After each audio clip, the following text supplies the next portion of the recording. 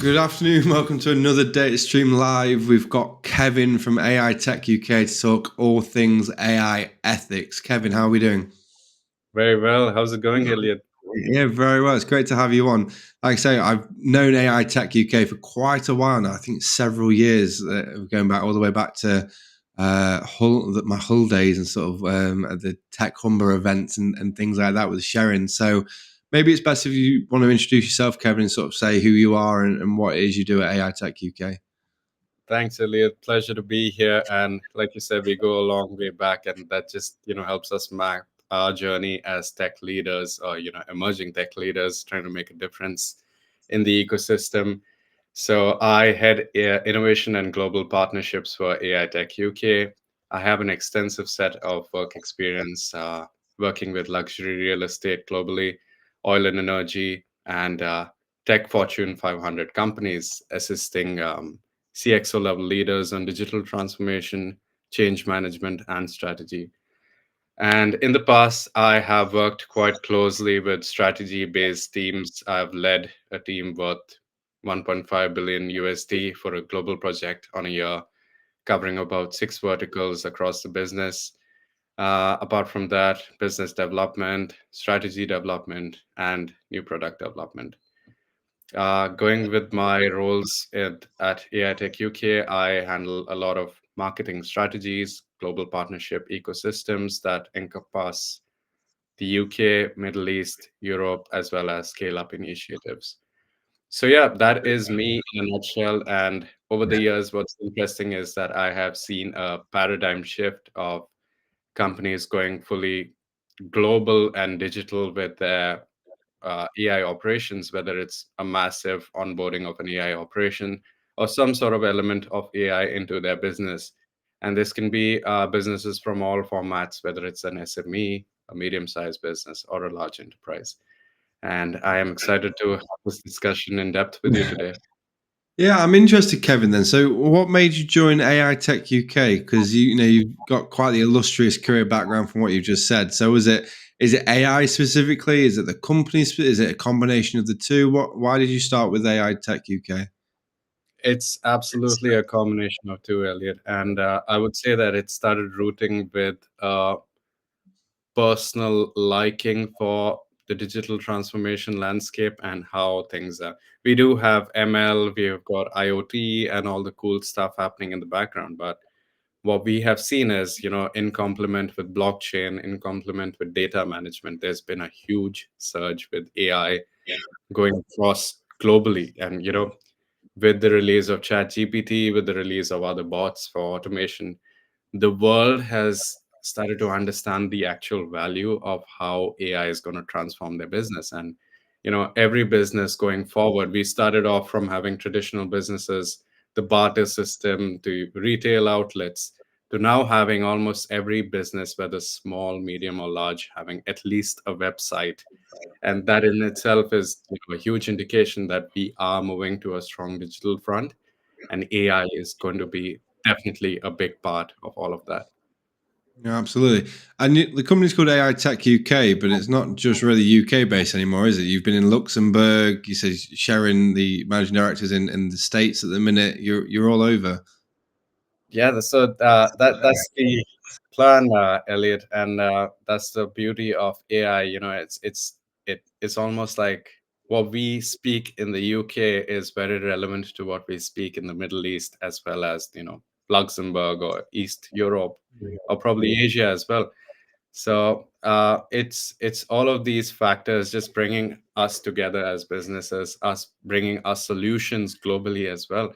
And yeah, so the world's our oyster, and we're looking forward to taking over.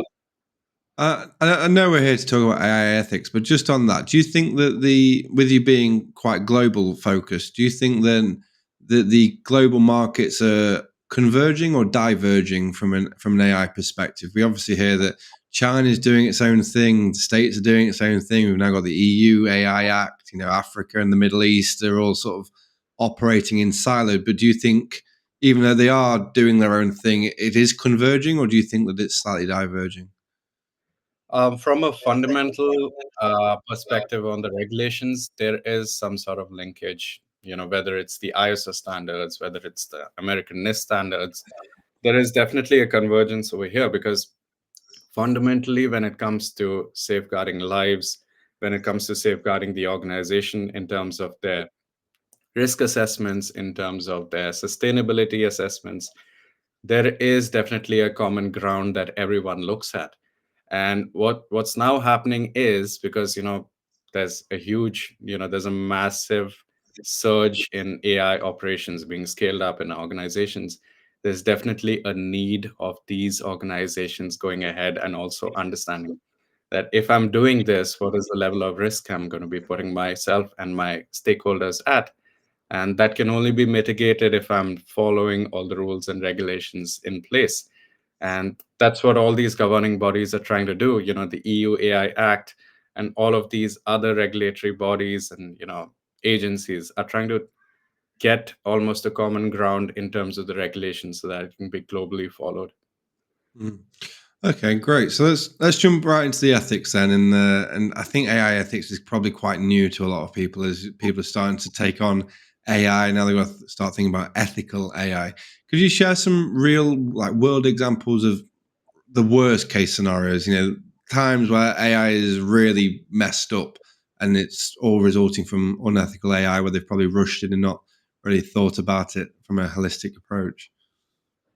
Yeah, that's an interesting one. And before we try to dissect what the potential, negative impacts of unethical AI implementation could be, let's try and understand what, how, and why Mm, ethical AI. So, ethical AI is as important for a business to that of a person, learning how to drive a car and safely, responsibly driving the car. So, as my colleague and founder of AI Tech UK, Sharon, says with his analogy that everyone wants to drive the new Ferrari, being AI in business, but no one knows how to drive it safely and carefully. Too slow, and they would pack up the engine; too fast, and they would crash. So yeah, so what organizations need to do here is to have a proper strategy in place that aligns to not just an immediate revenue generation exercise, but also valuing a long-term relationship strategy that could, further help them. One is go digital, two is save costs, three is also implement all of those automations and AI, as well as keeping up with the technological trends. But keeping in mind, all of this has to be done safely with all those regulations in place. Have you gone through the whole checklist of understanding, are you doing this right? Are you doing this according to the standards, whether you're operating from the UK or you're operating from Europe? Are you doing all of these things in the right manner? And now that we have everything we need to understand of how the strategy needs to be done, we need to understand how AI could drive all of this. We need to understand how we can run this in an ethical manner in order to not, crash your beautiful Ferrari and drive this sustainably, complying with all the international standards. So to sum that up, ethical AI here proves to be a pivotal framework for regulations and acts that an organization should adhere to their AI ops and implementation successfully. And if I had to talk about case studies and real life scenarios where things have gone monumentally wrong, I can give two examples. One would be that of Microsoft's Tay chatbot. I'm not sure if you came across the whole incident no, where, of course. yeah, yeah. Yeah. So, the whole chatbot going out of control, going ahead with all the racist tweets and all the derogatory stuff, and, then eventually being shut down within about 24 hours or so. So that is another, example of how there weren't significant or, not enough of safeguarding practices and due diligence testing put into place. And that's the thing, when we have a human element or when we have an organization that is sensitive to a stakeholder level, we need to have all of these practices in place. And second, I'm sure this is globally known, is the Facebook Cambridge Analytica scam for Mm, 2016, with the almost leaking out, like data leakage of almost about 100 million or so. And again, another example of, not having those safeguarding practices in place, not understanding the value of ethical AI and how it could potentially, impact your stakeholders, your customers. And what's significantly gone wrong here is that the impact back in 2016, people are still facing it because, it's in millions, and what could potentially leak out in about an hour or so could have a monumental impact. So all of these things club together. People don't see the value in looking at ethics at the moment. They're like, okay, I have my implementation, I have my AI chatbot, it's doing its stuff. I can sit back on the couch and just enjoy the whole show.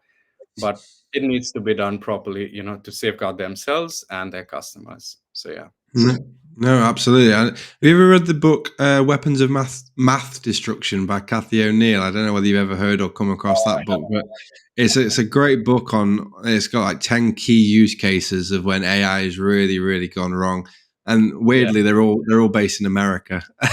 they're all states, unsurprisingly to anyone.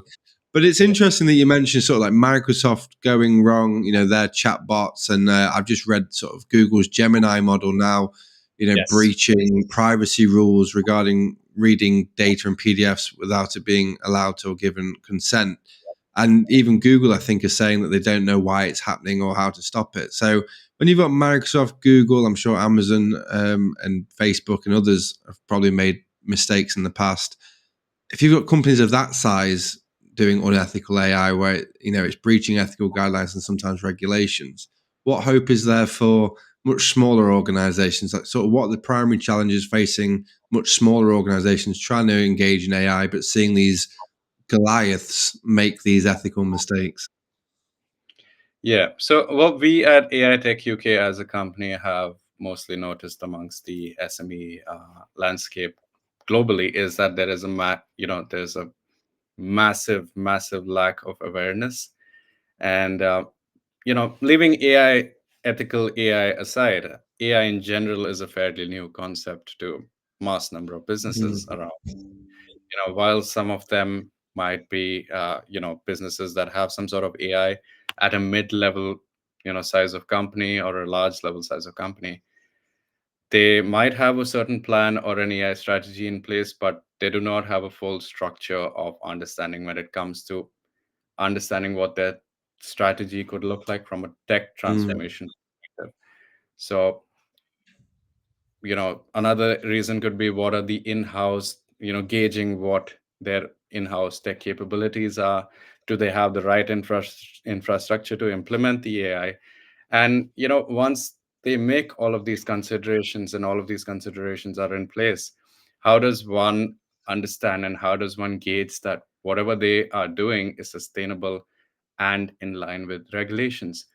So mm, what's crucial here is for an organization to define an in-depth AI strategy that not only aligns to your awareness, implementation, management, and governance pillars, but also, you know, doing all the right things to avoid any form of penalties, breaches, and biases internally and externally. And this can be only done if you at the level, when you are at that level of understanding, okay, this is what I want to implement into my business, and this is my AI strategy going forward for the next 1 year or 5 years. What do I do from that first step, understanding what can be done correctly and how do I align with myself and in the governance? mm, Because if I have a project that is up and running for about 4 or 5 years, and then I said, oh, you know what, let's look at governance now, it's too late for that. Because yeah, you know uh, you're at a high risk of scrapping all your operations. You're going to all the capital invested into that one project as is at risk, because you might have to scrap the whole thing because you would have done 100 wrong things to reach that 5-year mark. So mm, that is one option here. So what SMEs need to understand, and for smaller businesses, is that it has to be a format of first learning the potential of AI, what it could do for the business. Two is understanding how it can be managed by you successfully? Do you have the capabilities to manage it? Three can be, do you have the expertise to handle whatever you're implementing? Do you have the skill set to handle whatever you're implementing? And then the fourth pillar being, do you have all the regulations and the governance in place to run this successfully long term, de risking yourself and de risking your customers and clients? Right. So on that then, a lot of that sounds for perfect for companies wanting to develop their own AI systems in house. How does that, or does it at all, change for companies that are looking at purchasing AI systems that are built within their existing like CRM, ERP systems? Like obviously, you've got Sage, HubSpot, all these other systems that companies are happy to bring in. But there's now an AI element to all of them, right? There seems to be AI focus now across all systems that businesses are adopting. Do you still need to have the same rigid AI strategy and protection policies and ethical guidelines and considerations if you're using a third party software? How does that differ, or does it not differ? It absolutely depends on the level of coverage that the third party is giving in terms of how ethically aligned they are with their operations. Because if I, as a business, had to outsource some of my AI operations, whether it's any of these softwares that you just mentioned, it is very important for me to have that basic knowledge and understanding of how this AI runs successfully. I need to Mm. understand that, okay, I'm not just putting any kind of automation or a CRM into my work operations without understanding what the potential side effects or the potential risks could be that come along with it. Uh, the company as a whole, if they're ready to debrief me and let me know that this is the level of transparency that we have in our operations, this is what the software actually captures in terms of your data, and this is what we are looking at taking from you and utilizing that on probably a public ecosystem or some sort of that.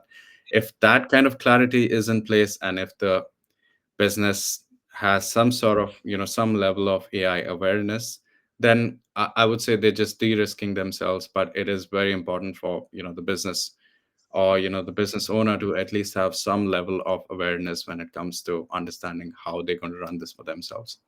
Yeah, it's still obviously important to have an AI strategy in place and a Yeah. framework. And even if it's not your software per se, and it's not your models, it's still important as a business owner to know what's happening and the impact it's having on your customers. So Yeah. talk to me about bias then. What is bias within AI models? Because I was reading a lot of LinkedIn arguments recently regarding sales outreach and its use within AI and things like that. And someone put a comment saying, well, shouldn't AI be able to identify the bad data from the good data? And anyway, I went off on a tangent on I didn't comment, but looking at people's things. But I think there's a major lack of understanding on that AI doesn't always know the difference between good data or bad data or biased data and unbiased data. So can you just touch on that a little bit? Yeah, absolutely. And uh, this is another analogy that we at AI Tech UK use, is that AI is not artificial intelligence, it's applied intelligence. So basically, what you're feeding in and what you're expecting out of it is what you're going to get. So if the bias is, whether it's in sales, whether it's in recruitment, whether you have a certain criteria or a certain factoring that is set in, and the output comes accordingly. You need, what you need here, you know probably to understand and realize, is that it will only run as per your requirements, because it's applied, it's not having its own sort of intelligence to run it by reasoning. It cannot reason with itself, it doesn't have emotional intelligence.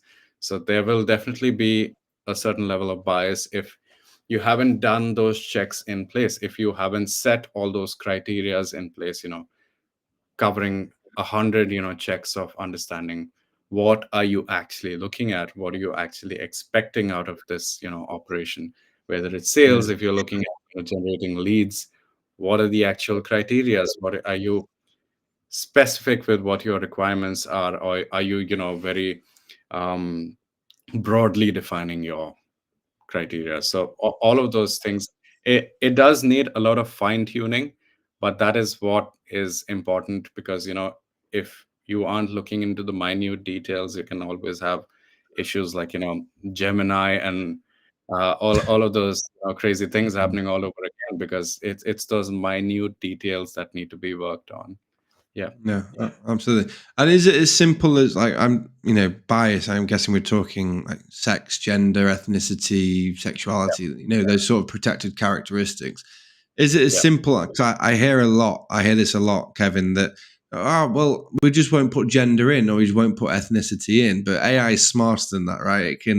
It can almost figure it out without needing to know it, or not figure it out per se, but find trends that are common within certain genders or ethnicities Yeah. with other data points without having to say, oh, this is male or female, or this person's black, this person's white, right? That's It's not true. as And simple as just taking it out.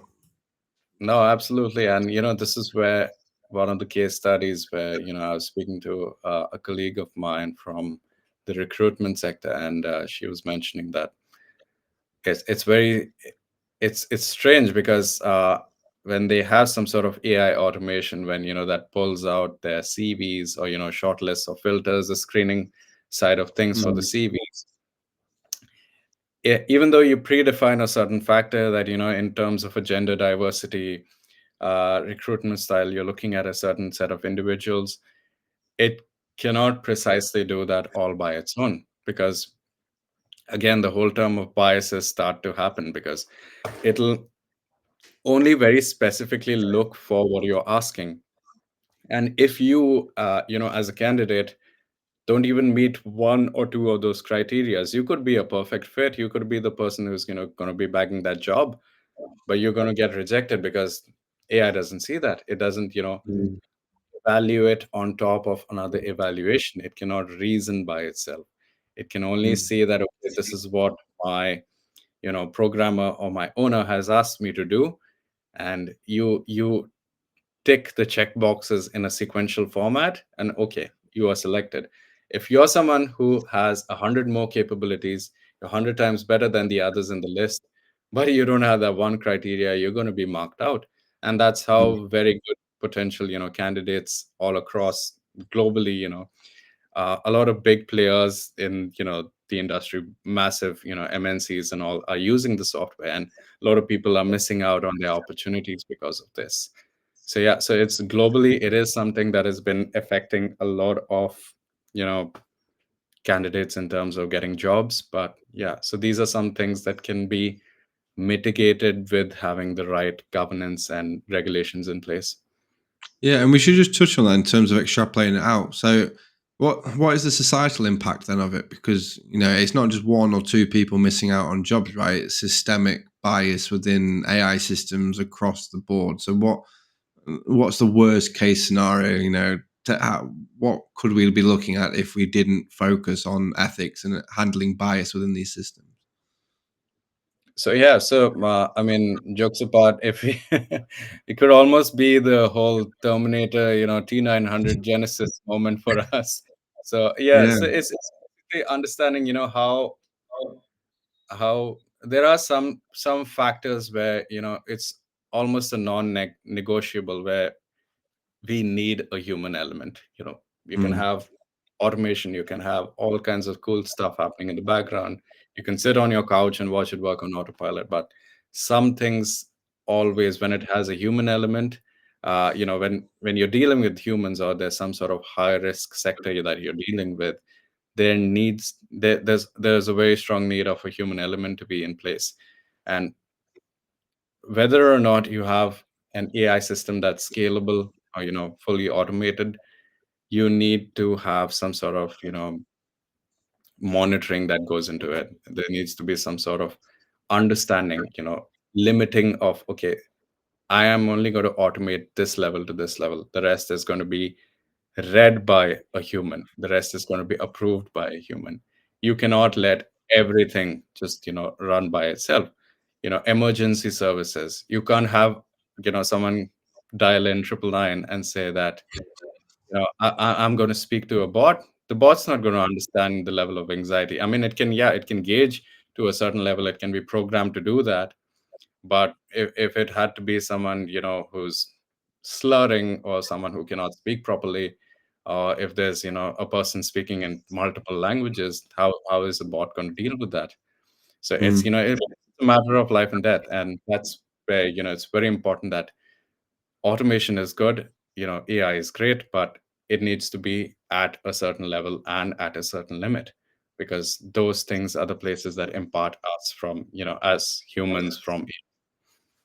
Mm. So that's on the societal side, then the impact of unethical AI on society. What about on the company itself in terms of reputational damage? Can unethical AI lead to reputational damage for a company?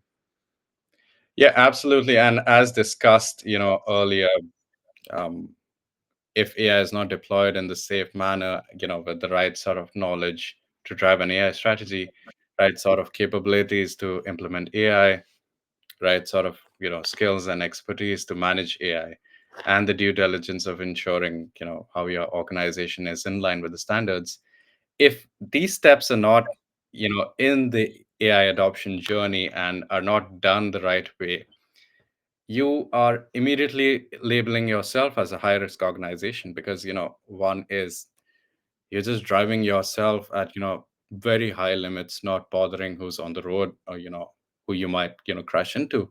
And Mm. this further map out to a plethora of potential problems in terms of, it could be data breaches, it could be data leaks, threat to human lives, risk of paying hefty fines, and the list goes on. And with any of these repercussions, you immediately have a massive dent on your reputation. And once that happens, you're losing all your trust amongst all your stakeholders, your clients, and your potential leads, everyone. And Mm. this is very important for every ambitious organization wanting to start on their tech transformation journey, whether AI is a part of it or not. They must have all of these steps in order. They need to, there has to be a checklist of certain things being done in a certain way.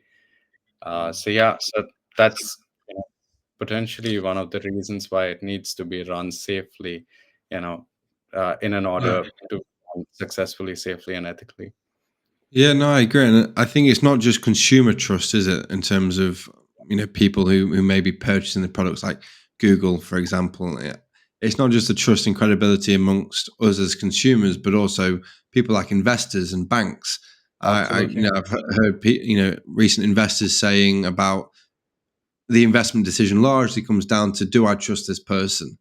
And if it's an AI company without a solid ethical framework, who might break, regulatory guidelines and frameworks, facing, is it 8% of revenue or turnover as the fine, or whichever is larger? It's a ridiculous number for breaking the Yeah. framework. That's not going to be particularly attractive for an investor, is it? Looking to say, oh yeah, we'll Absolutely. put 10, 20, 30 million into your company. Do you have an ethics guideline? No, we just wing it. Well, that's not. It's my point is, it's not just consumer trust, is it? It's also investors and other stakeholders in the business. True. Yeah, absolutely. And in fact, this has become one of the, as you rightly mentioned, it's become one of the eligibility criterias for Mm, investors into AI businesses. They, the first question, in fact, the first few questions is, what level of risk are you as an AI business? And sometimes they don't even have to ask that. As soon as you've given your first 2 or 3 minute pitch, they can immediately gauge it, and they're going to ask you, what are you doing to mitigate these risks? Are you aligned with all of the standards? And mm, yeah, so it's the rules and regulations globally, not just in UK and Europe, but globally, are getting stringent.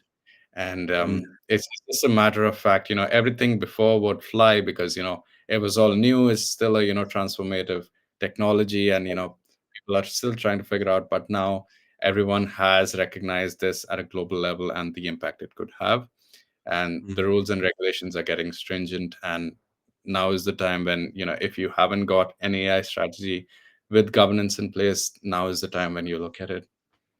And on that, then, do you think that the new emergence and popularity of AI ethics and guidelines and frameworks, do you think that acts as a potential barrier to AI adoption? Do you see the AI adoption rate declining slightly because of this increased popularity amongst governments of ethical AI and well regulated AI and things like that? Yeah, so it's a twofold, it's a two-sided coin, Elliot. It's one is, is giving birth to a lot of ethically aligned businesses that can, ethically AI aligned businesses that could potentially not be as, as aggressive and, as revenue generating as the unethical ones were before. But what's happening here is because, the sustainability, the safety levels are so attractive that they're like, okay, you know what? If I can run this business long term with being globally recognized, with being, having all those certifications and all the credibilities in place, and doing this for a long term, I would rather do this for the next 10 to 15 years than, run a high risk business and probably Mm, crash it out in about a year or two. So, yeah, definitely, there is a massive emergence of people understanding the value in it. People are still trying to understand, it all latches back on to the first level of, understanding what level of awareness you're on, with AI. So everyone is getting to that stage. Everyone is trying to understand, okay, this is where this fits in, and this is what I could potentially do. This is giving a lot of opportunities for business owners to look at new business opportunities as well. And mm, when I was back in Luxembourg, I came across a lot of new business ideas. And it's almost like every time I go for an expo or I meet people in a networking event, it's almost every day I get to know about a new business idea. And this is all because of, that ethical AI being put into place where people are being encouraged onto, bringing those ideas in a safe and secure format. Yeah, mm. that's the trend at the moment. That's interesting. And do you think AI is such an umbrella term, right? It contains a lot. Do you think there's certain areas within AI that are more susceptible to ethical conundrums or issues than others? I'm thinking, AI covers everything from robotics to chat GPT and generative AI through to machine learning. Are there any sort of, I don't know, use cases or things out there that you go, if you are engaging in this, it is paramount that you just kind of slow down a minute and think about ethical frameworks, and or is it applied to all in equal measure? It absolutely depends, on one is what type of industry you're in, or what kind of a business you are. If you are a high risk business, if you're in automobiles, automotives, or healthcare, health tech, anytime you have anything that has a strong involvement with humans is immediately Mm, labeled as high risk business because you can have a robot doing your surgeries, but you never know where it's going to go wrong because that's the level of intensity and the level of risk it gets with these business models. So it's basically understanding one is at what level of risk are you at, and if I was a health tech company, am I doing everything in order to understand if these robots are powered by AI and carrying out that surgery, if the manufacturing belt is powered by AI and it's got those parts moving with humans involved in the loop, how much of that has human involvement, how much of that has human handling it or taking care of it, or is it all run by itself? Are these am I doing this legally, am I doing it right, are those regulations in place? So from a framework perspective, it's very important that we have a good understanding of one is how are we mitigating that level of risk for every business that we're dealing with. Two is beyond just understanding what the rules and regulations are, I, as a business owner, also need to, understand what level of risk I'm putting myself, my stakeholders, whether it's the investors, my clients, my employees. And that can only be done because I know how my business works and I know where that AI needs to be running up and running mm, and at what scale I want it to run. So there's an internal as well as an internal factor that needs to be considered. So yeah, internal being your decision making, your level of safety and concern for your employees, and the external letting it be, the regulatory bodies, ISO, NIST, so on and so forth. Am I all aligned with that? So it's basically doing a proper due diligence from your end as well. Yeah, it's interesting you mentioned risk. And what I find really interesting when it comes to AI and technology with risk is that people seem to be more comfortable with a higher risk if it's done by a human than Mm, a significantly lower risk if it's done by AI. If we look at sort of self-driving vehicles, for example, cars crash every day. People die on the motor every single day, and yet people are almost accepting of that. But as soon as one or two self-driving cars hit another car or somebody on the pavement, yeah, then that's too much risk, and we need to slow down. Or I've seen the EE advert where they're shaving Kevin Bacon on the side of a mountain, and I think if that messes up, they're not going to be happy about it. But if it was a barber, they'd be more accepting of it. And the other one I think is with AI identifying cancer within sort of photos of the lungs, and I see it makes a yeah, mistake like once in every million photos, whereas a yeah. doctor makes significantly more mistakes. But that one in a million is seen completely different to the many that the doctor makes. So, have you got anything to add on that in terms of risk and how people aren't so comfortable with it when it comes to automated AI and risk and things like that? Absolutely. And it's funny that you mentioned this, and this is something that I imagine almost on a daily basis because us as humans, um, we when it's us, we know that okay, humans are bound to make errors, and if it's a machine, I can program it to be absolutely perfect. But that's the whole thing, right? I mean, when I have AI in a certain format, if it's a driverless vehicle, if it's autonomous driving, I know for a fact that it has to be absolutely perfect because I wrote the code, I wrote all the LLM, everything is in place, the understanding of what the car needs to do, how it needs to do, what it should do, the whole decision tree model, everything is in place. So why does it go wrong at all is my Mm, first reaction. But then again, there's a certain percentage of error that has to be accounted for, whether in AI and everything, and nothing can always be perfect. So that is, I guess it's more of a human-led perception that we are still very, worried and careful of. Probably, it's funny because like you mentioned, it's okay if a barber makes a mistake, but if it was a bot doing it, it was just completely unacceptable. yeah. So that's the whole thing, and that is what uh all these regulatory bodies are also trying to focus on is that okay, if you have a machine, let it complement what you're doing. If you have AI, let it complement what you're doing, let it not replace you as a whole, let it not take away jobs, let it complement a job. So Mm. that's where the whole the package of understanding, if I am doing this, I'm going to help AI is going to help me do this better. So keeping a human in loop is something that we possibly are, you know, very focused on. I'm not very sure on, how or possibly where the trends of, being completely dependent on AI could be. I would personally not Mm. want that.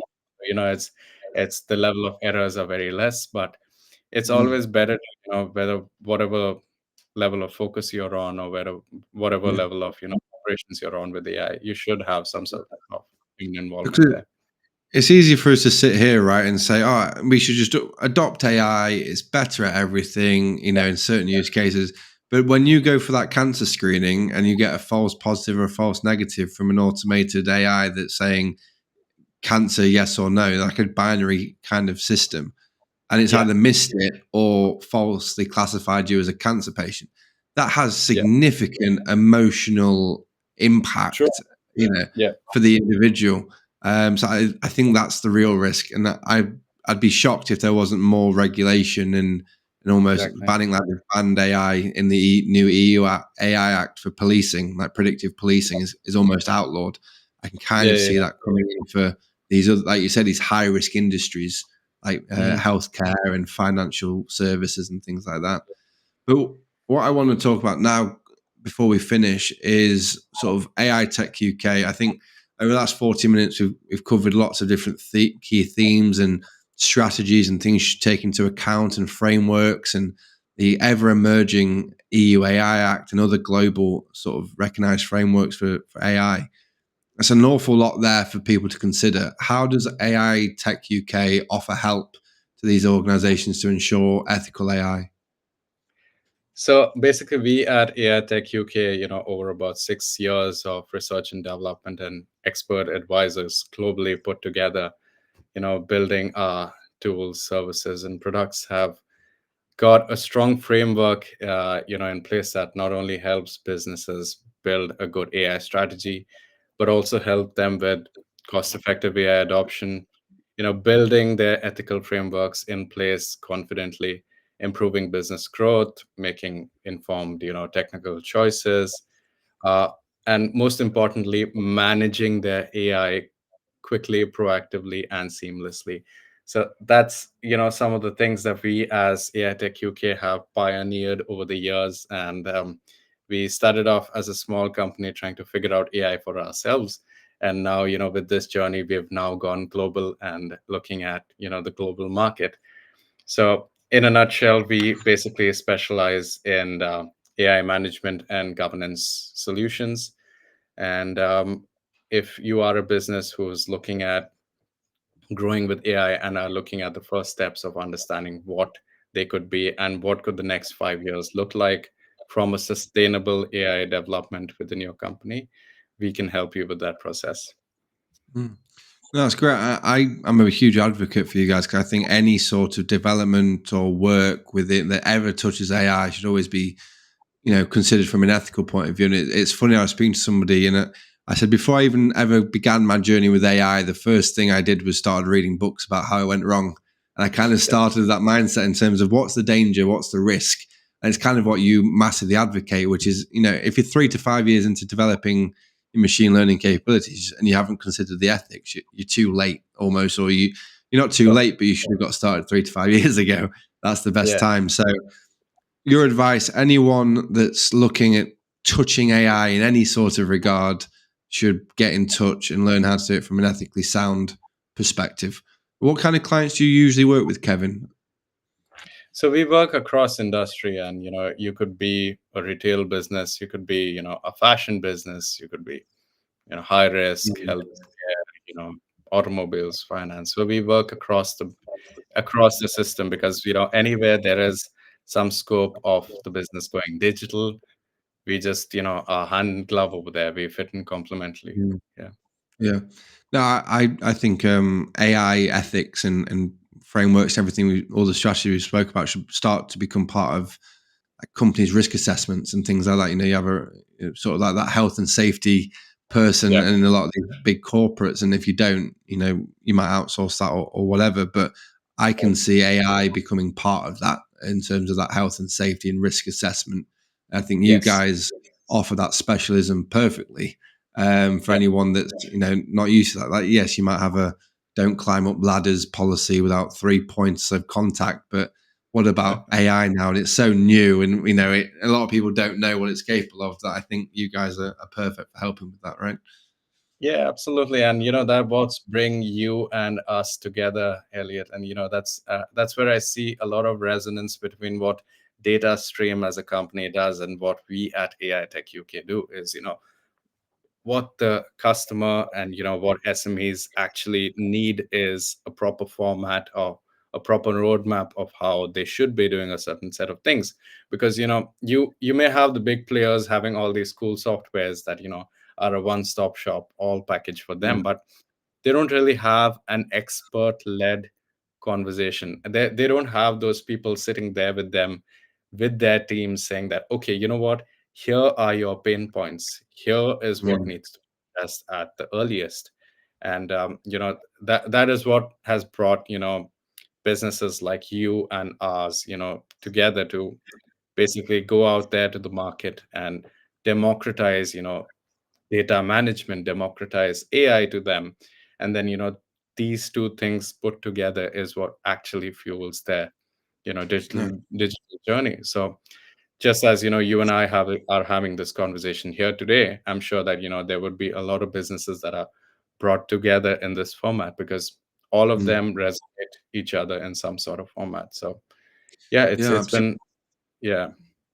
No, thank you for that. I agree. And for anyone that doesn't know, our website's on the screen now. So DataStream, we build AI, automated AI data pipelines. So if you've got data that exists in a system and you want to extracting and you want to predict X, Y, or Z, or you want to make decisions off the back of the analysis of that kind of data using machine learning, that's what we do. But where we bring AI Tech UK in is, even though we're experts in building AI, we're not.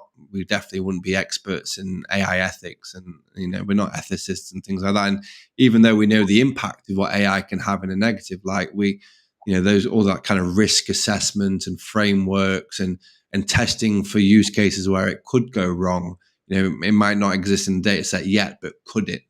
And accommodating that. That's why we always want to work with people like you to say, right, let's assess this from a 360-degree perspective and see what could go wrong, and if it did go wrong, what that impact would be, and building that in. And with DataStream, obviously, we automate everything, so all the governance and all the checks we can automate on a customer's behalf. But with you guys on board as well, it really cements safe, secure, reliable, and all the good adjectives I'm struggling to think of now. AI for businesses. So no, thank you for coming on, Kevin. Really appreciate everything that you've shared over the last 45 minutes, and look forward to working with you in the future. And if people should want to talk to you one on one, head over to the website, drop you an email, things like that. Find you on LinkedIn. Absolutely, that's the way. And thank you so much, Elliot. Absolute pleasure. And I'm sure we would be bumping into each other very soon, Oh, as we all always the time. All the time. See you in Leeds, see you in Hull. I see you everywhere, Kevin. There's not an AI event I can go to without you being there. So I'm That's sure we'll great. see each other again soon. Yeah. Cheers, Thank you. Kevin. See you Thank you. around then. Take care.